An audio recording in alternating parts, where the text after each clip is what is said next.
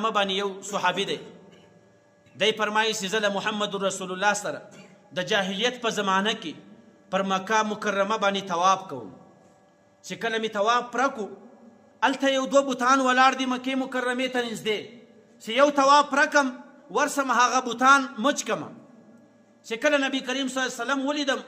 زه له هغه کار څخه منع کړم ول دا کار مه کوه دویم واري عبدالله وایي چې دویم طواف چې مې بیا وکړو بیا چې کله طواف پرسو بیا ورلم هغه ته بیا مې هغه مچ کړو محمد رسول الله چې دویم واري ولیدم بیا یې ډېره په سختو الفاظو باندې راته وویل ول ده وایي ما خدا نه بلل چې دغه د بوتانو مچول به یو بد کار لیکن محمد رسول الله په ډېره سختي باندې منع کړم دی فرمایي چې له هغه وروسته مې بیا د جاهلیت په زمانه کې هم د یو بت عبادت هم نه ده کړی بیا مې یوه بت ته نه لاس ور وړی دی نه مې خوله ور وړی نو محمد رسول الله الله تعالی در بعثت مخکې هم د جاهلیت له ټولو ناروا کارو څخه ساتلی